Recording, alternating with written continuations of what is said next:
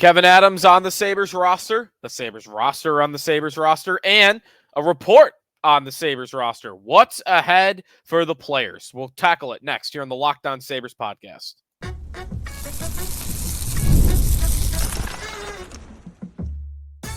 You're Locked On Sabres, your daily podcast on the Buffalo Sabres. Part of the Locked On Podcast Network, your team every day. Thanks for making Locked On Sabres your first listen every day. We're free and available wherever you get your podcast. Part of the Locked On Podcast Network, your team every day. Sneaky Joe DiBiase. Today's episode is brought to you by Game Time. Download the Game Time app, create an account, use the code LOCKEDONNHL. You'll get $20 off your first purchase. A lot to get to on today's show. We're into day 2 of Coach Search. No rumors, no reports about who the next coach may be, but we do have the players talking on the subject. We do have news on the player front, including a report from Dave Pagnotta of the fourth period that's a little bit interesting. That coming up a little bit later on. Alex Tuch, Tage Thompson, Rasmus Dahlin, Jeff Skinner, among those that are speaking today. Locker room cleanout today and tomorrow for the Sabres. That's the group of players that we've heard from so far. And a lot of interesting comments to get to, especially from Alex Tuch and Rasmus Dahlin. Thompson's actually speaking at time of recording, so I won't have a lot on what he had to say other than one comment for sure that I'll get to about the Sabres being casual too much at times. So a lot of that ahead here on the show. We've got a lot of good reaction. These quotes, by the way, if you want them live updated to your phone, I'm only usually picking out the most interesting ones. If you're not already a part of our Locked On Sabres text club, be sure to sign up. You can sign up by going to joinsubtext.com/LockedOnSabres. So a lot to get to on today's show. Very heavily specific to what's going to happen with the players, what has been happening with the players. And between Kevyn Adams and the players, there's a very similar type of sound that we're hearing from KeyBank Center in the last 24 hours. We'll start with where Adams started with this. We talked a little bit about this on yesterday's show. Adams, though, is very, I would even say, upset with these guys that they have not lived up to their potential. And there is a lot from Adams that would imply that there is, dare I say it, a bit of a culture problem with this Sabres team right now when he's talking about, getting to the rink early and habits and just stuff like that is coming out of the GM's mouth.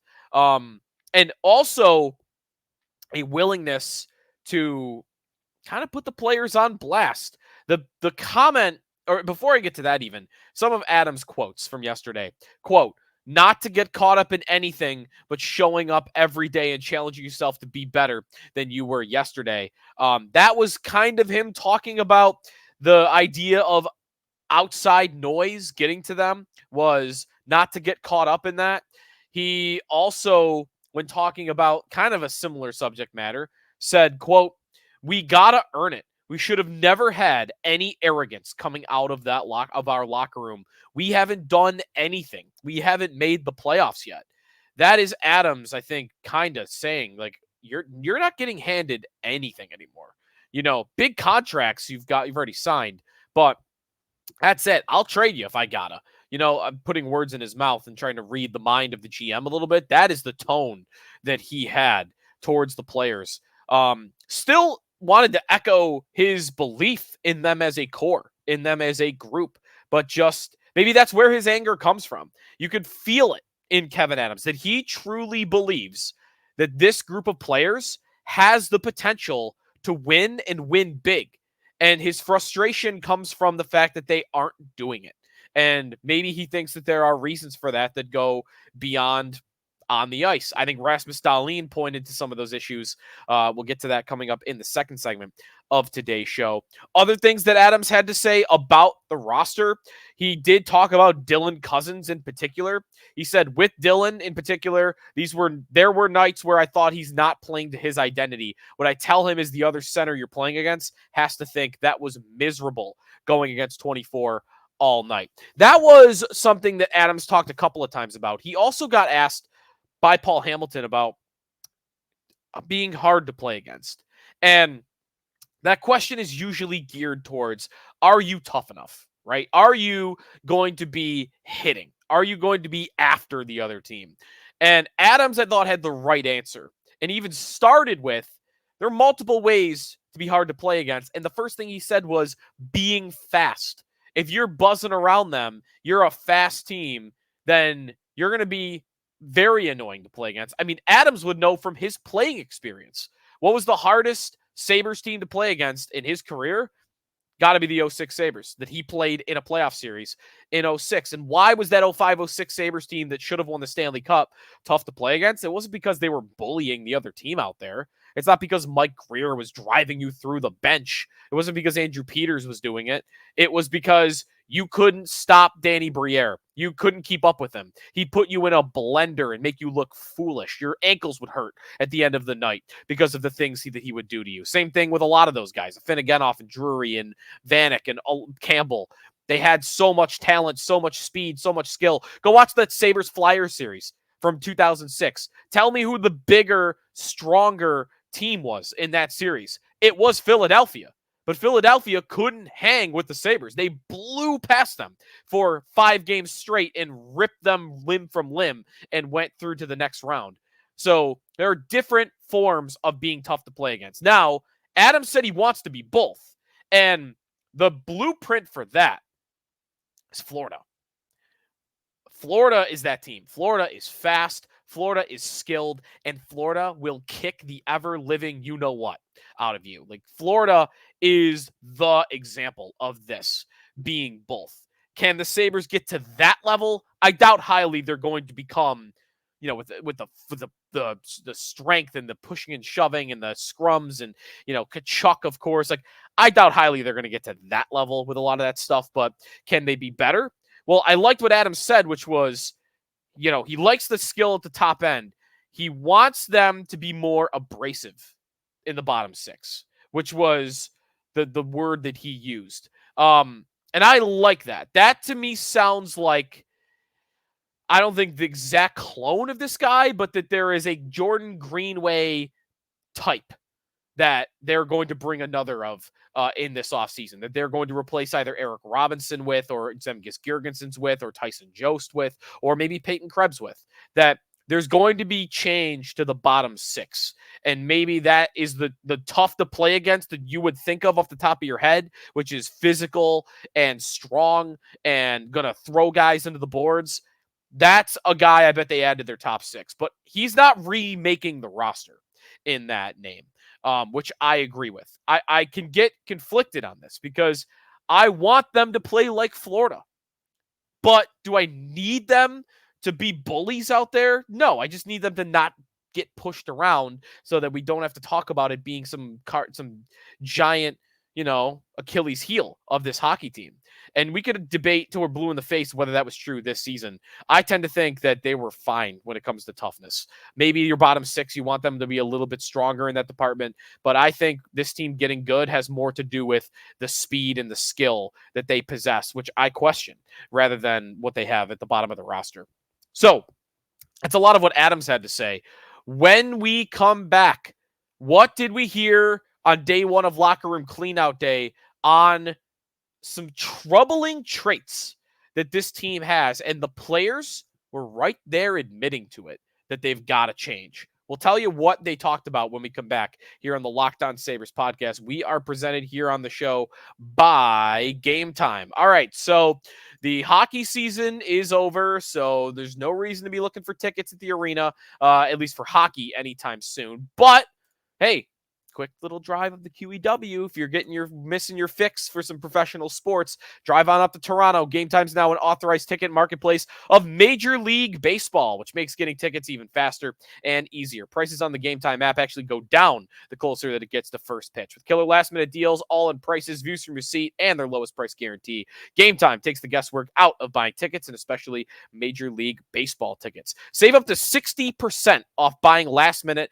for sports, concerts, comedy, theater, and more near you. Save even more with exclusive in-app deals on select seats ahead of the game or the event. Save even more when you choose a section and let Game Time choose the seats. Lots of different ways to save. Take the guesswork out of buying tickets with Game Time. Download the Game Time app, create an account, use the code LOCKEDONNHL. You're gonna get $20 off your first purchase. Terms apply. Again, create an account, redeem code LOCKEDONNHL for $20 off. Download the Game Time app today. Last minute tickets, lowest price guaranteed. Back here on the Locked On Sabres podcast. Thank you for your first listen every day. All right, tonight, Locked On's NFL mock draft live April 17th as we are 8 days away from the NFL draft. It'll be tonight at 7 o'clock. You can check it out. Find it on the YouTube channel, Locked On Sports Today, 24/7 streaming channel on YouTube, or the free Amazon Fire TV channels app. All right. We had locker room cleanout day 1. We heard from a lot of the leaders of the team, including Rasmus Dahlin, Alex Tuch, Tage Thompson, Jeff Skinner, all speaking at this end of season media scrum, if you will, in the locker room. And I thought Alex Tuch is where I want to start because I thought he had a lot of good things to say on the coach search. He got asked about 2 names in particular, including Lindy Ruff. Tuch smiling from ear to ear. Now, Tuch is a red and black Sabre generation fan, right? He's my ilk, 28 years old, 05, 06, 06, 07. Those are the teams of my childhood and of Alex Tuch's childhood. And his reaction on Lindy, like he loved the idea, just thinking about it. He said, wow, I think I've watched Lindy coach as many games as I've played more. He was my favorite coach growing up. Those were the teams I used to watch on the couch with my dad. Got to meet him for the first time this year. Lindy's a great coach, really smart guy. I've always been a huge fan. I have no idea. That'd be pretty cool. Dream come true to me. So Alex Tuch, no surprise, signs off on the Lindy Ruff idea, one of the leaders of the team. Of course, part of the reason he's a Sabre fan growing up. And his nostalgic reasons would be the same for a lot of us. Now, another guy that I don't anticipate talking a lot about this offseason because I just don't think it's all that likely that this guy will become the next Sabres coach. But he did used to coach Alex Tuch, and he is available. Gerard Gallant. Gerard Gallant was the Golden Knights coach when Tuch was on the team that went to the finals. Apparently his nickname is Turkey, by the way, according to Tuch. Tuch on Gallant. All right. More positive reviews than I was expecting. And all right, let's pencil Gallant onto the end of the list. I'm putting in pen right at the start, or in Sharpie. I am going to put, sorry, I was getting a breaking news alert from the Sabres. I just wanted to make sure they weren't hiring a coach mid-episode here. Don't worry, it's not that. Also, you're probably not listening to this live anyway. Noah Oslin's been assigned to the Rochester Americans, so we'll see if he plays in the playoffs. That'll be cool. Anyways, where was I? Tuch on Gerard Gallant. We're putting him in pencil at the end of the list because of what Tuch said on him. He said on Gallant, there's another one, an unbelievable coach I had in my first couple years, went to a Stanley Cup final. I think he brings a lot of firepower and energy with him. He was great for me. He really held me accountable as a rookie, as a young guy. I would not be the player I am today without him. Further on Gallant, he can come down the bench and yell in my ear, but 5 seconds later, he's tossing me back out there because he knew I was going to get the message. That's Tuch on Gallant. So Tuch signing off on Gerard Gallant as an idea as well, with not even just like, hey, I'll give you an answer that you're looking for so I'm not criticizing the guy out in public. That was like real, you know? Like that was real. Oh no, like this guy made me into the player that I am today. And hearing what Tuch said about how Gallant worked with him as a young player. I mean, isn't that what everybody is thinking about right now for their next head coach, is exactly what Tuch just said about Gallant? Just something to think about. I still think that he rubs people the wrong way, or else he wouldn't be out so quickly in all these jobs where he wins. You want to tell me that I don't worry about that because let's get to the playoffs and then figure it out? I'm okay with that too. But I still tend to think Gallant is not all that likely to be on this team. All right, so that's on the coach search today from the locker room. Everybody else, nothing really that specific. Let's get to Dahlin's comments. Dahlin, who we all expect to be the next Sabres captain, was very open about pointing to the Sabres' problems as a group this season. He actually really got into it on practice habits. Dahlin on practice. It took me a couple years, but I've learned you have to give 110% every game, every practice. Everyone learned that this is true. We have to be better. We need a better focus in practice. We need to understand that practice is as important as the game. I think that's our main focus. All right. It's a good comment that you like hearing from a guy that is probably going to become the next Sabres captain. Maybe this points to a comment here about what their next coach is. Dahlin said, we need a really good training camp next year. We need to be pushed. We're young, we're hungry, we need to be pushed, and we're ready for it. So more of an, hey, let's become an adult hockey team here. Not just a bunch of kids. That's the youngest team in the league. We need to become an adult hockey team is the sentiment that I got from Dahlin.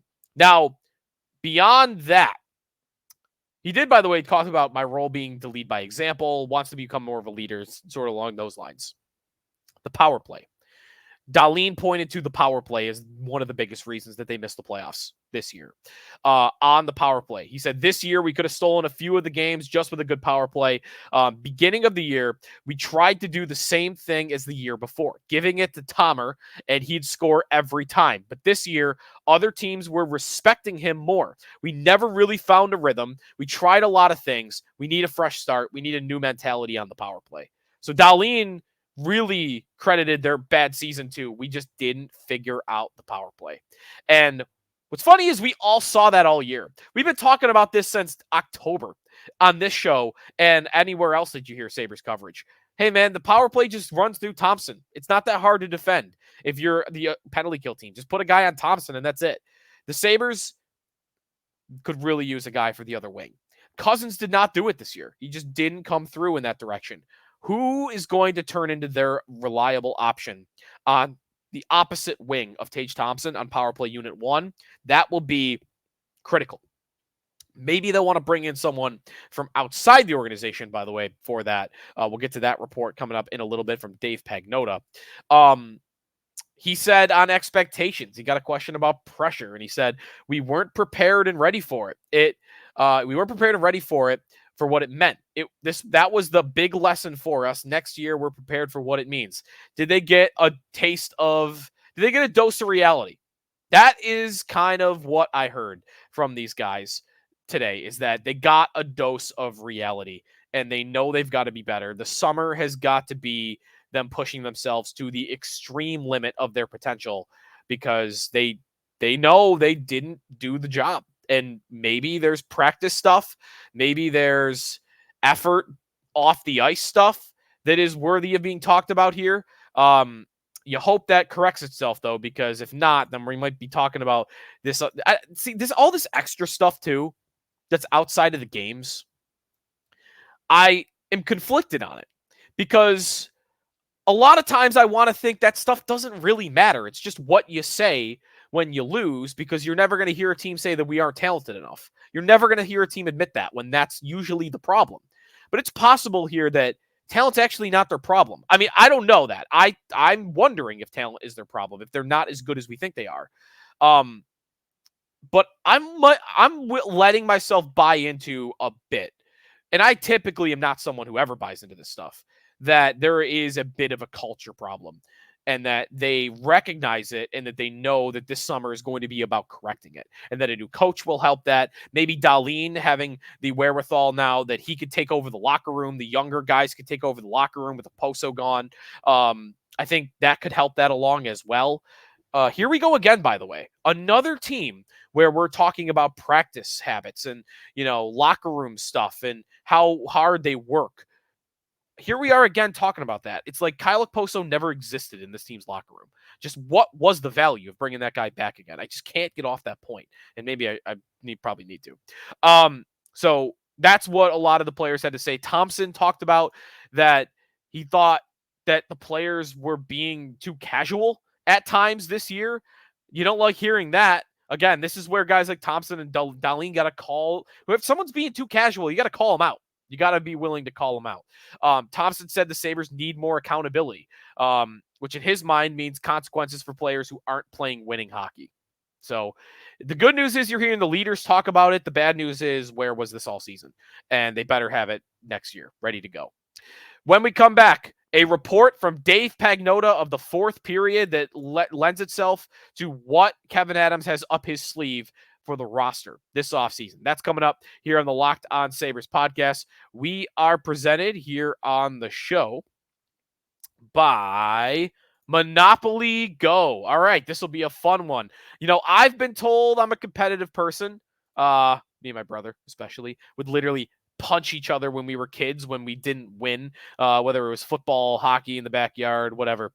Very competitive. Okay, well, yeah, I have a competitive side, but we all do to different levels, and my competitive side is a big fan of Monopoly Go. I'm sure you've heard of it. It's been downloaded over 150 million times. It's a great twist on Monopoly where you play on not one, but hundreds of Monopoly boards in crazy locations, building up amazing cities that bring you big money. But the best part is messing with friends. Who doesn't love that? I could charge them rent on my iconic properties, just like classic Monopoly. But now I can also heist their vaults of riches for myself. And the leaderboards show me who the biggest Monopoly tycoon is. But it's not just my competitive side that loves it. You can team up with friends and people all around the world in timed tournaments to earn huge rewards. So get in the game, join your friends, download Monopoly Go, now free on the App Store or Google Play. Final segment here on the Locked On Sabres podcast. We are wrapping things up here on the week. Well, it's only Wednesday, but we got locker room cleanout day Thursday. Friday, nothing. That was supposed to be Granato and Adams talk. Adams already talked. Granato, of course, has since been fired. We'll see. Maybe they fired a coach by then. Maybe it's going to be Lindy Ruff. We talked a lot about Ruff and Brindamore in our last show, and that will be the main focus of us on tomorrow's show and throughout the rest of the week is coaching options, where we're handicapping it after a couple of days. Before we get to any of that, though, the roster, focusing on the roster on today's show, Dave Pagnotta of the fourth period, who's a plugged-in insider around the league. He's broke a bunch of stories. John Tavares to Toronto is always the one that I remember that Dave was the first one that he got in on.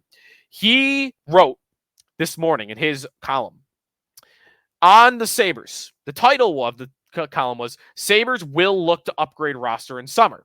Okay. Saw that and like, all right, sure. Of course they will. No surprise there. Not really saying much. Let me go in though and see what he's talking about. He mentions how the Sabres are going to have $23 million in cap space this summer. What he said though, Adams is expected to make some significant additions to his team this summer with upgrading his forward core at the top of his to-do list. He adds, the Sabres are believed to be interested in adding a top 6 scoring winger and a third-line center via trade or free agency. Does not mention prospects, which is good, I think. I mean, there are going to be decisions to be made. There are 3 first-round prospects that all look capable of look ready to take the jump to the NHL level. Isaac Rosén, you've got Yuri Kulik, and Matt Savoy. I don't know what they're going to do with those guys. Maybe they trade one of them. Maybe they trade 2 of them. Maybe one makes the roster this year. Maybe they're all in Rochester. I don't know.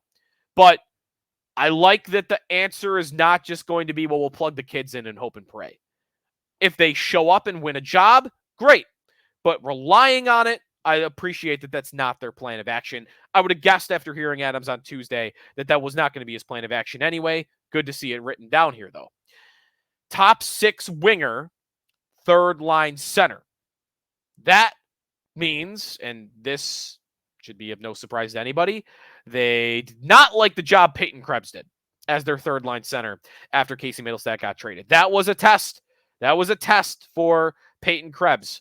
I had been wanting to see him tested in that role for years. I've been defending Krebs and saying, listen, we just don't know what he is until he gets to play with skilled line mates. Well, he finally got that chance. He played with Jeff Skinner for a month. He played with Zach Benson a bunch. He played with Jordan Greenway. He got better line mates that weren't just Okposo and Girgensons. And what did he do? Nothing. He didn't do anything. So they're either going to trade him or they're going to put him on the fourth line again. Maybe they give him one last shot on the wing somewhere. I'm just not in a good place with where they're at with Krebs. I don't think he could be your answer for third line center. So we'll start looking at free agent options and trade options coming up. Third line center for sure. Top 6 scoring winger. I mean, that could be a bigger move. That could be, hey, we're trading Isaac Rosén and a first round pick to go get some other team's star player. Whatever this year's version of the Alex DeBrincat trade that brought DeBrincat to Ottawa 2 years ago and the Detroit last year. You know, who's that version? Who's that player this offseason? Again, names that we'll have to dive through. That's pretty good though, right? Like a top 6 winger. Maybe you bump Skinner down to line 3. or you figure out something to do with him. Well, I have to have a hard conversation about Skinner because that's going to be a tough one going forward. And otherwise, third line center is definitely open. Middlestat gone. You got to rely on Cousins and Thompson to step up and be your top two next year. Krebs isn't ready for line 3. Top 6 winger and third line center is perfectly fine by me to start tracking for this offseason. No mention of defensemen. I've said this before. I think their blue line is pretty much what their blue line will be for next year. So, all right, that's a lot of ground to cover on today's show, but I think we got through most of it. If you missed it last night, wild, crazy scenario in which the Detroit Red Wings get eliminated from the postseason and the Washington Capitals make the postseason, all in that Detroit waited until 3 seconds remaining in the game to tie the hockey game with Montreal. Philadelphia didn't know that, thought they were still alive to make it, so they pulled their goaltender when Detroit had already went to overtime and eliminated Philadelphia. Philly doesn't know that. They pull the goalie. Washington just needs to win in regulation to clinch a playoff spot and eliminate Detroit. So Philly pulls the goalie not knowing. Washington scores an empty netter. Detroit looks up and goes, "No, how did you not know we scored? You didn't even need a goal." Crazy chaos. And Washington is headed to the postseason as the 8th seed. And that's just a bad Capitals team. The worst goal differential to make the playoffs in 30 plus years. The last 30 seasons, no one in the league has ever had a worse goal differential and made the playoffs. Pretty incredible that the Capitals are in. They're going to get hammered by the Rangers. If you've missed it, the other playoff matchups for the East, you're going to get Panthers Lightning. Awesome rivalry there. You're going to get Hurricanes Islanders. Carolina. You're going to be rooting for the Islanders, though, right? If you root for the Islanders to win, then we maybe get resolution on Rod Brind'Amour quicker. If the Hurricanes go out in round 1, then maybe we start wondering about Brind'Amour and the Sabres, and we could get there quicker rather than wait a month and a half, 2 months to see if he's going to come. By the way, I don't expect it to happen. I think the Islanders stink, and the Hurricanes are the Stanley Cup favorites. Surprising. I didn't realize that until this morning. The Hurricanes are the betting favorites right now to win the Stanley Cup. Pretty wild. A lot of that has to do with their path and the fact that they get to play the Islanders in round 1. So, and then, I didn't mention the best of the rivalries in the East. We get Boston-Toronto in round 1. Sign me up. That's never a bad series. Toronto and Boston. I don't ever have a rooting interest because I hate both teams, but it's fun to watch them kick the you-know-what out of each other and have Toronto fans be miserable at the end of the day, which is usually how that goes.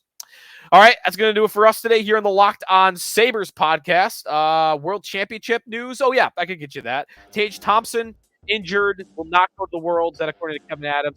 Dahlin confirmed that he is going to go. He wants to get used to the Sweden system, coaching staff with big tournaments coming up in the next couple of years, Olympics and whatnot. Thanks for listening here on the Locked On Sabres podcast. Again, check out NFL's Locked On NFL mock draft tonight, 7 o'clock, at the Amazon Fire TV channel app or on the YouTube channel for Locked On NFL. And be sure to check out Locked On Sports today on stuff for the NBA play-in tournament, the NHL playoffs, and of course football as well. Thanks for listening, making Locked On Sabres your first listen every day, part of the Locked On Podcast Network. We'll talk to you tomorrow here on the Locked On